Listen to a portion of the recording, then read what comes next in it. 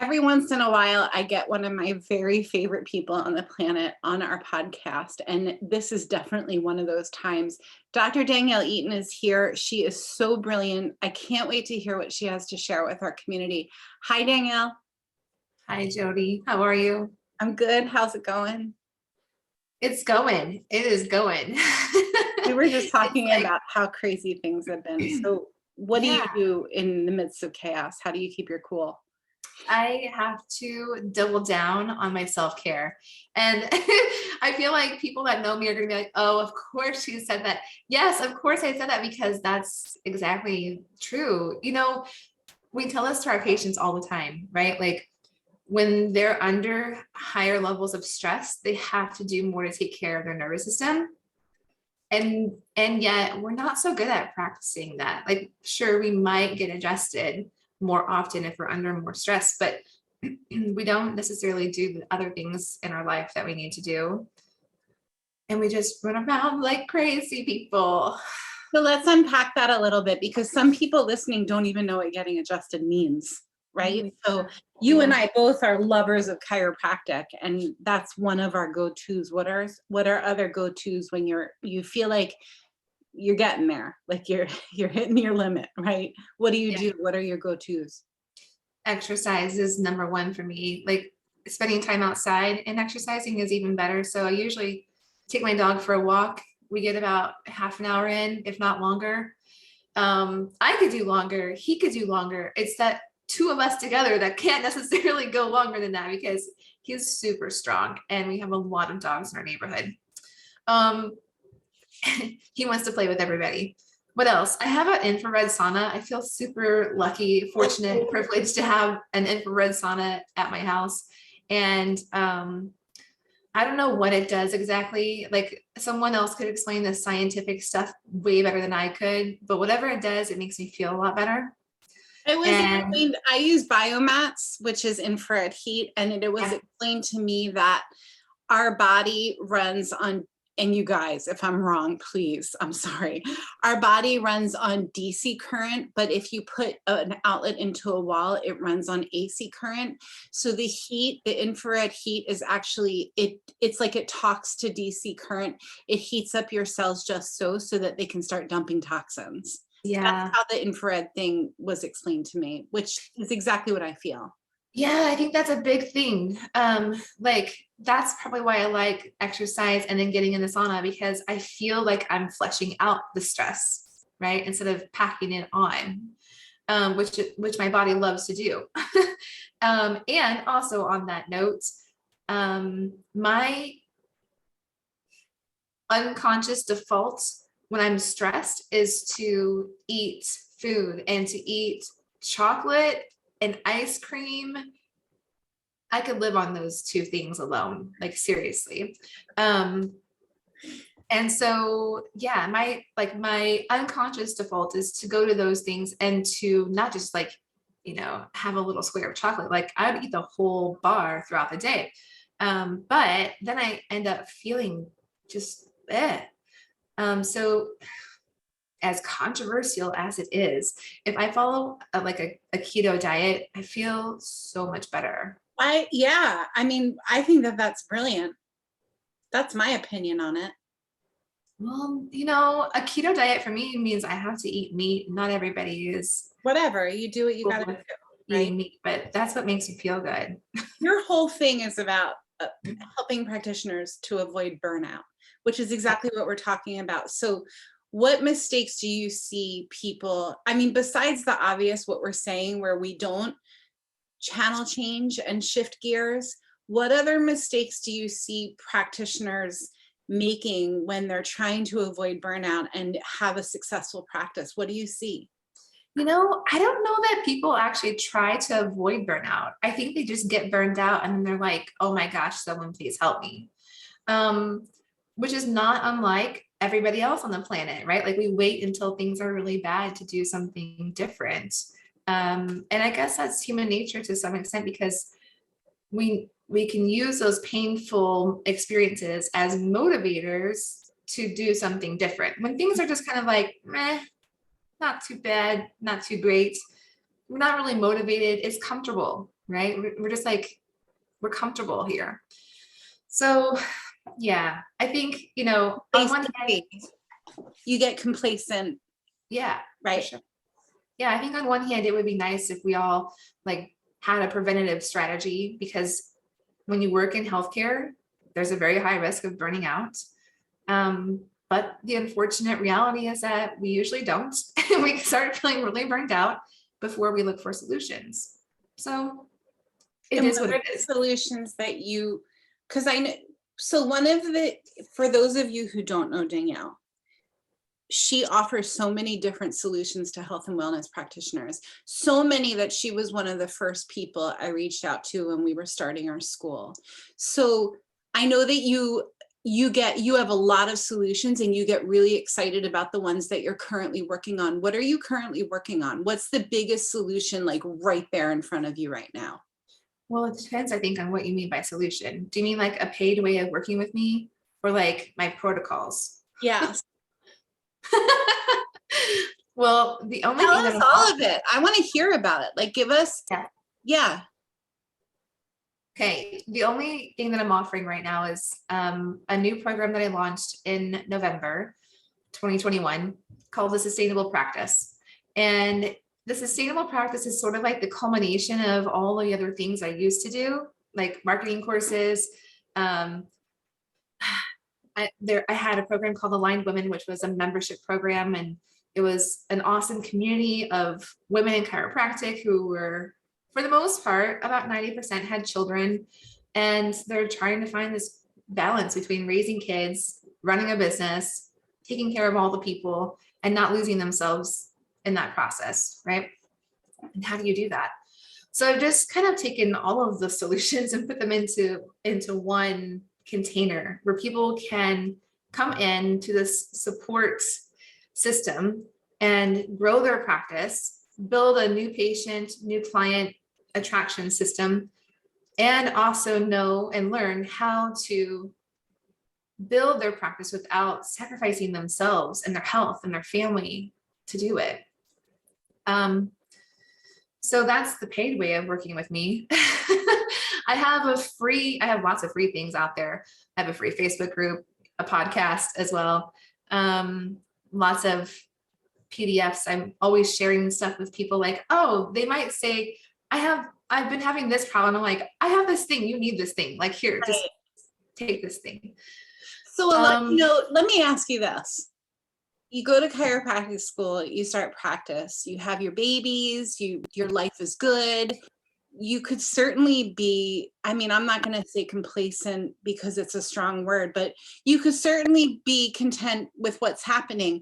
But you are an entrepreneur. So how did you get that bug? Like how did you know there was more to this than practice and momming and Danielleing? I think it's the way God made me. I don't know. Maybe it was because of my upbringing, my childhood experience. I mean, I'm the oldest of, my mom raised 5 kids and my dad has 6, so I have a lot of siblings. But growing up in the house that I lived in, there were 5 and I was the oldest. And my mom was a single mom and she didn't work until I was in high school. And so there were times that we had no phone. There were times that we had no electric, like no gas in the car to go anywhere, you know, and just like barely surviving, it felt like. Although looking back, we always had everything that we needed, truly. Like we always had a home. We never starved, although sometimes food was pretty scarce. And I left home to go to college and I pretty much never went back. And I just wanted to like forget all that, right? Like I just wanted a different life. I never wanted to go back. In fact, I didn't want to go back to my hometown where I grew up at because I just didn't want to look at any of it. And so perhaps that experience just put this fire in me, I guess, to like have a different life, to have more. Mm. And boy, oh boy, are you doing that. Thanks for sharing that, Danielle. That was very vulnerable of you. So here's a question I have for you. Can I switch gears? Of course. What do you wish that you had known before you started practice? You know, I'm writing a book called and maybe by the time people are watching this, the book will be out. It's called, um, I don't want to mess up the name of it. 403 questions key questions that every practitioner needs to ask before opening their practice. Because how do we even know what to ask? What do you wish that you knew to ask? well, here's what comes to me when you ask this question. When I was starting my own practice, I worked at Logan for the first 4 years after I graduated from chiropractic school. So I was making this big leap from like having finally gotten the corner office with windows, literally, after Wow. being in a place where there were no windows for years. I had a steady salary, of course. I had paid vacation time. I had health insurance. I had just like this nice benefits package. The campus would have parties and they would pass out containers of ice cream. Like you don't get that kind of stuff when you open your own business. We got gift cards for the grocery store for Thanksgiving, just all kinds of perks. And I had my first baby and I was just like, I don't fit here anymore. Like I used to love my job so much and I was fine with working nights and weekends and traveling all over the place. And it just didn't work anymore after I had this little baby. And I went back to work. My boss had told me, by the way, you're not going to want to come back to work after you have this baby. And I was like, that's nuts. Why would I want to stay home with a baby all day? Well, little did I know, like biology really just takes over, right? But she was just a few months old when I decided to start my own practice. So I'm out looking at spaces for like weeks and months. It felt like forever. And I just didn't find a thing that I felt like was the right place. I kept finding all these expensive storefronts and none of them felt like where I really wanted to be. Well, then finally I find this small 600 square foot office space that has like full walls of windows on two sides of the space. It was just 600 square feet with like carpet on the floor and a bathroom in the back.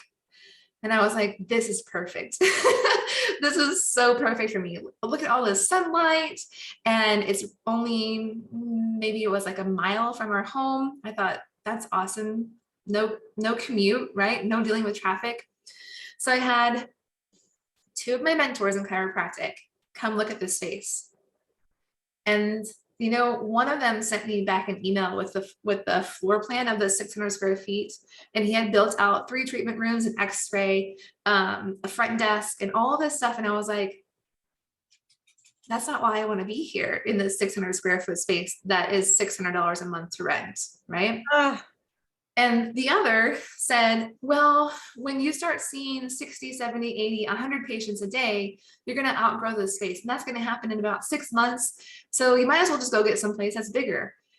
And I was like, well, these old dudes have been in practice for like 30, 40 years, right? I guess they're right. And so I went and did that. And you know what? I hated it. It wasn't me. And in fact, I just shared some photos I had found randomly online a couple of weeks ago of this office space that I went into, and people were even commenting like, that doesn't look like you. Like, You that didn't doesn't end look up like a getting place it, or did you get it? Yeah. You got the office space. Not the one I wanted, the one that they told me to get. Yeah, right. I hated it. And I always felt like, gosh, I should have listened to myself. I should have listened to the space that I felt like I wanted to be in. Right. The thing is, Jody, if I had chosen that space, I probably wouldn't be here having this conversation with you right now. Well, you never know, have you could have been talking about something different, like great office spaces. Yeah. You would have still caught the entrepreneurial bug because that's who you are. Yeah, that's true. Yeah. I would have outgrown that space eventually, right? Yes. And here's my question for you. I love asking this question because it's different for everybody. When people give you their opinion And if it doesn't resonate with you, whether it's about something that you asked for or not, where do you feel it in your body? Where do you feel your truth? If it's like, ooh, that's not right. Do you feel that here? What's your physical experience? I don't know that I can say like a physical location. It's more so just a knowing for me. It's a really interesting question, by the Right? way, because if you had asked me that in 2018 or 19, I would have been like, what are you talking about? Really? Oh yeah. Like I don't feel anything in my body, like a knowingness. What is that? Is that a grown-up question? Are you asking a grown-up question, Jody? Well, it's taken me a lot of practice, just a lot of awareness to really hone into, because I believe in the concept of like the answers are always inside of us, right? And yet I didn't feel like I had access to that. So just with a lot of practice, daily practice, I've come to a place now where, yeah, I can feel when something is a yes or a no. You don't feel it in your body, it's just a knowing. Yeah, I would say it's just a knowing. I don't know that there's a physical location. So for people who are listening to this, who are new in practice, who are searching for that location or that button to go off, because this is a really, and we need to know what questions to ask. We need to know how to know if something's right for you or not right for you. My best friend does all of these things with her fingers. Like if you watch her walking through a supermarket, she'll be doing, I guess she's doing some sort of muscle testing. Everybody has like a system that they use to know. For me, it's like I'm looking in the mirror and either I identify it or I don't. It's like a quick, oh, I know that. You know how like if you look in the mirror or look at your reflection or see somebody you haven't seen in a long time, you feel it's almost like a sense of embarrassment or heat or a recognition. That's how I feel if something is worth leaning into or not worth leaning into.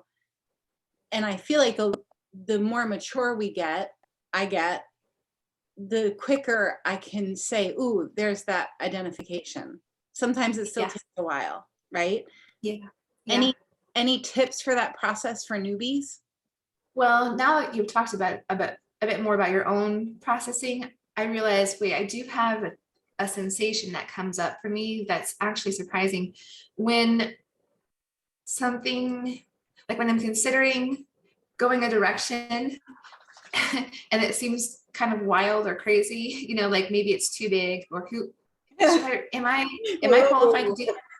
If I get like a nauseous sort of like, oh my gosh, I'm gonna vomit feeling, that's actually a good indication that that's the direction I need to go. Oh, wow. So it stirs the Yeah, gas in your system.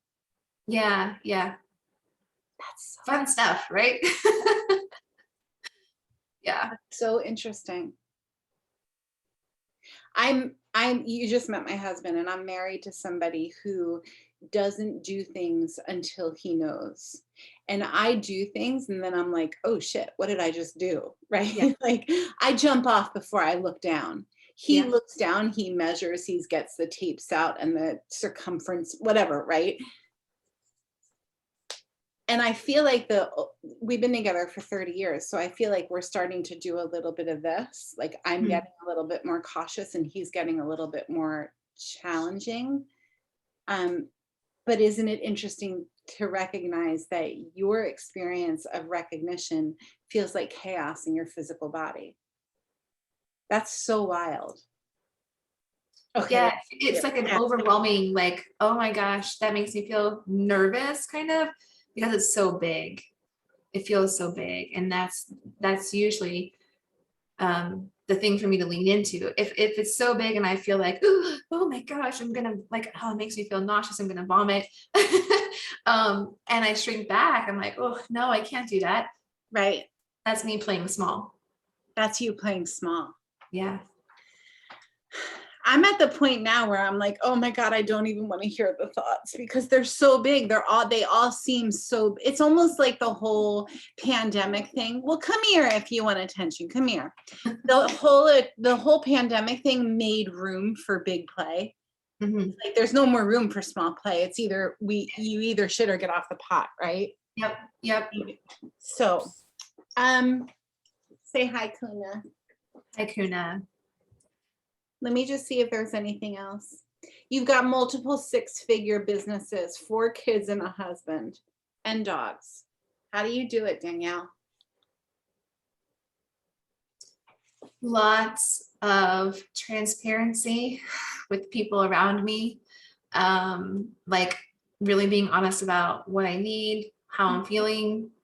I have a lot of support. I didn't always, like as my business has grown, I have to, like, I find myself at these new levels where I'm like, okay, I'm kind of like here, kind of like waffling in this zone right here.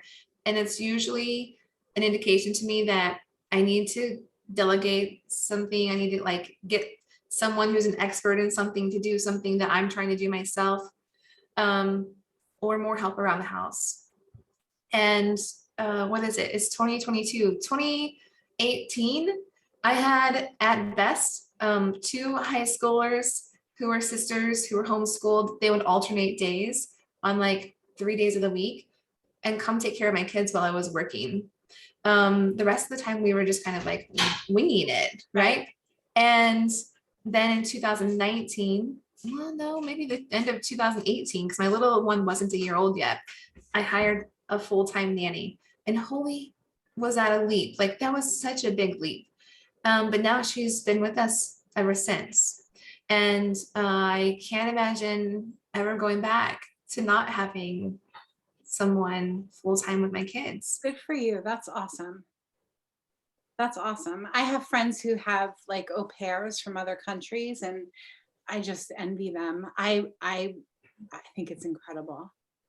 I didn't know that. I didn't know that. So Danielle's one of the people who, when I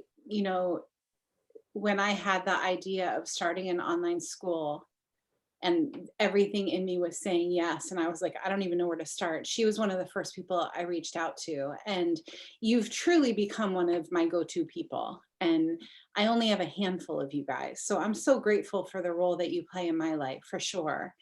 So here's my final question for our podcast. If, let's say that somebody was on the fence about joining the staffless practice community or checking out the staffless practice success system, which is a system we have inside of Soup School, and they came to you and they said, Danielle, I'm just not quite sure. I'm not quite sure that Dr. Jody's program is a fit for me. What would you say to them? Well, first you need to ask yourself, can you trust Jody? Do you trust Jody? I mean, that's a no-brainer, because you wouldn't be here if you didn't already trust her, right? Can you trust the system that she's created? That's also a no-brainer, because she lives and literally practices what she's teaching other people. And then thirdly, do you trust yourself? That's the big question mark. Right. That's the place where people are like, I don't know, will I stick to it? Will I follow through? They've signed up for things in the past and didn't implement them. I've also done those things too, where like I've signed up for courses and then done like the first module and then never gone back to it. But you have to leap and let the net appear. And I always feel like people wait way too long to get support in their businesses and actually miss out on a lot of the, well, in some cases it's money, in other ways it's time freedom, or impact, right? Like they could be getting that stuff sooner rather than later, but they're just like in that comfort zone. Things are, well, they're complacent, right? They're like, things are not that bad. Do I really need help? Right. All I know is that every time I've made an investment in myself, in my business, it always pays off exponentially. Do I always do everything 100% perfectly as I'm told to? Absolutely not. But I always get there and learn exactly what it is I need to learn, regardless of how much content there is or whatever. Like there could be one thing I learn that I take away from an investment and it makes a tremendous impact. Tremendous. Right. So you just gotta trust yourself and know that it's not only okay to have support, but research on healthcare provider burnout indicates 2 things. 1, we have to prioritize ourselves, and 2, we have to build a community of support. So take care of yourself, get help, and the rest follows after that. Take care of yourself, get help, and the rest follows after that. I love it. Thank you, Danielle. You're welcome.